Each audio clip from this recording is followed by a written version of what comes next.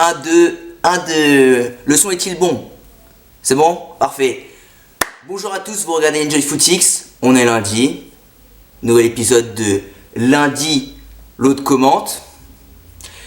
Aujourd'hui au sommaire, on va parler d'équipe de France, de Champions League, de Liverpool, parce qu'il faut bien parler des meilleurs clubs du monde, et de Gigi Buffon.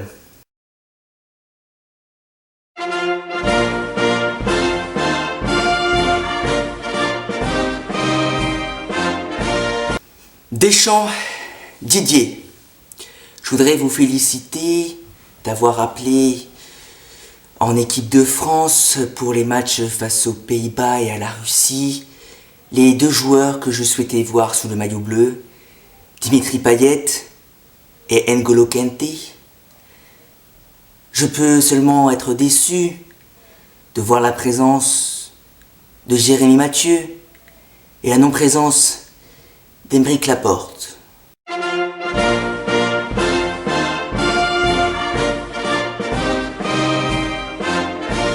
Donc jeudi dernier, Didier Deschamps a annoncé l'équipe de France pour les deux prochains matchs de préparation pour l'Euro. Il n'y a pas Karim Benzema. Moi personnellement, je pense que c'est un grand joueur. Il joue dans un des meilleurs clubs du monde.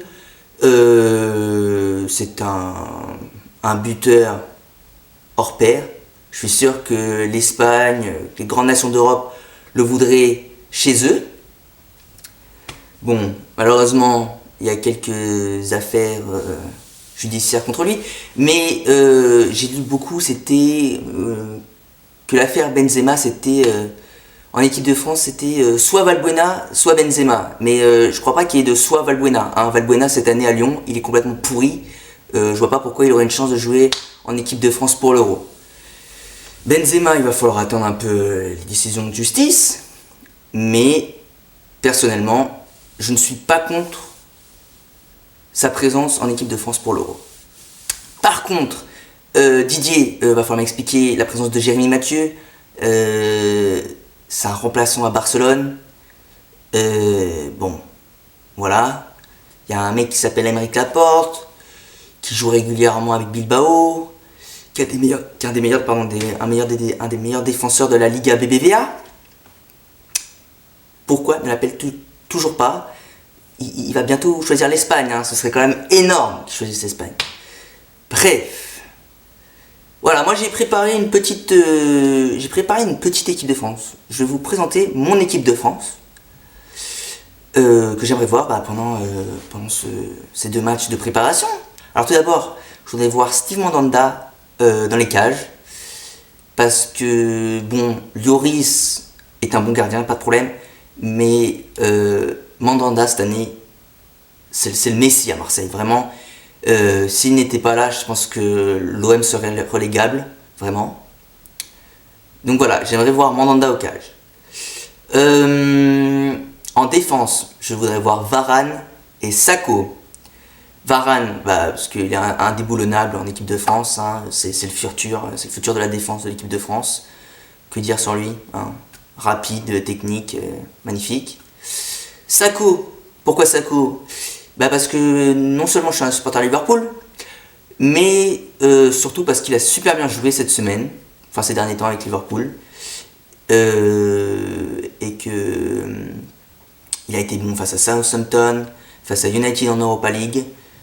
Je pense qu'il a sa chance.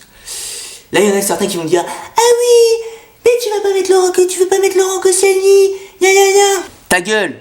Laurent Koscielny, à chaque fois que je le vois jouer, soit il déclenche un penalty, soit il prend un carton rouge. Ce mec, il a aucun mental. Il peut pas jouer avec l'équipe de France, surtout en compétition. Bref. À gauche et à droite, Evra et Sagna. Sagna, parce qu'on n'a pas vraiment d'autre choix. Ça se saurait si on avait des défenseurs droits en équipe de France. Et à gauche, Evra, toujours là, mais honnêtement, il joue toujours aussi bien à la Juve. Et il joue toujours aussi bien. Il fait le boulot à la Juve. Et puis c'est un homme de vestiaire, honnêtement, c'est un leader dans le vestiaire. D'ailleurs, je le vois bien capitaine. Ça va peut-être choquer certains parce qu'il était déjà en 2010, mais je pense que oui, c'est le leader du vestiaire de l'équipe de France et on a besoin de lui si on va aller loin dans l'Euro. Milieu de terrain, en 6, en milieu défensif, Lassana Diarra.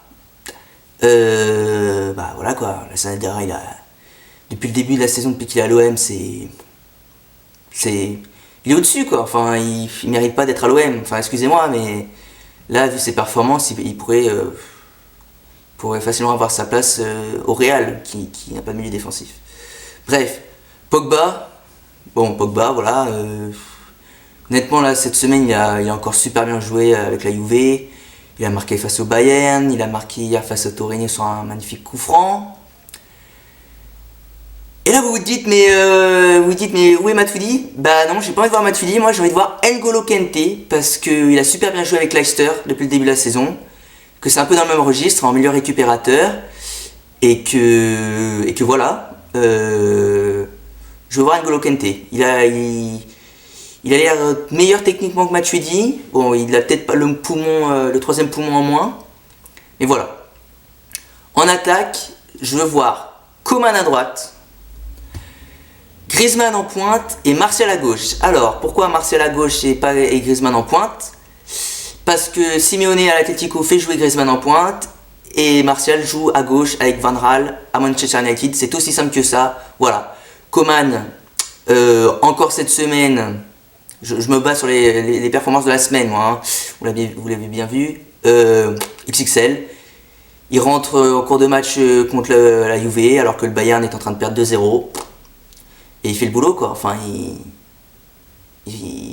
honnêtement, il a transcendé le Bayern Munich, alors que le mec n'a que 19 ans. Donc vendredi, c'était les tirages de la Ligue des Champions. Le Real ira face à Wolfsburg, ça, ouais, il joue face à Wolfsburg. Le Barça face à l'Atlético, le Bayern face au Benfica, et donc Paris face à Manchester City, le Cachico, comme je l'appelle. Honnêtement, je pense que c'est le meilleur tirage que pouvait tirer Paris Saint-Germain. C'est pas aussi pourri que le Benfica, c'est pas aussi inatteignable que Barcelone. C'est City. Il y aura Hart qui sera baissé, il y aura pas Compagnie, il y aura pas Sterling. Cette année, City, ça prend des branlées face à Liverpool. C'est plus dans la course au titre en première ligue, c'est décevant. Et pourtant, c'est la première fois qu'ils vont aussi loin en Ligue des Champions, alors que c'est pas la meilleure équipe de ces 5 dernières années. Et je sais pas si vous avez vu ce week-end justement City jouer face à United et Demichelis il se fait violer sur le but de Rashford, mais mon dieu, mais pourquoi? Enfin, comment un mec comme Demichelis peut jouer dans un club comme Manchester City? Le mec, il a 24 de vitesse sur FIFA, c'est le coup de rein qui s'est pris, et c'est un scandale. Donc ah oui, un petit pronostic, honnêtement, 2-0 à l'aller, 2-1 au retour. Un petit 4-1 sur score cumulé. Moi, je vois bien Paris en demi-finale. Sinon, il y avait aussi les tirages de l'Europa League le même vendredi. La finale est avant l'heure, quoi. Je suis déçu. Liverpool face à Dortmund. Le Clopico pour certains. Voilà, quoi. Enfin... je suis déçu, je voulais les voir plus loin dans la compétition. On passe à l'Angleterre. Hier, il y avait Southampton-Liverpool. C'était bien parti pourtant. Hein. Il y avait un but coutiniesque, puis un but sturridgien. On dominait dans tous les compartiments du jeu. Et là, à la mi-temps, tu fais sortir Lovren. Lovren, qui jouait super bien pour une fois. Tu fais rentrer Scruttle, Klopp. Pourquoi? À cause de lui, il y a eu un péno, ils sont revenus à 2-2 et à 3-2. Comment ils peuvent gagner le match, quoi? Honnêtement, on les dominait tellement dans la première mi-temps. Bref, c'est Leicester qui va être champion. Je sais pas si vous avez vu, mais après la victoire face à Crystal, les supporters sont restés dans la tribune pendant 20 minutes à chanter We gonna win the league. C'est beau. Franchement, là maintenant j'y crois. Ils ont 5 points d'avance sur Tottenham. Il reste 7 journées. Franchement, ils peuvent le faire, hein, vraiment. Hein.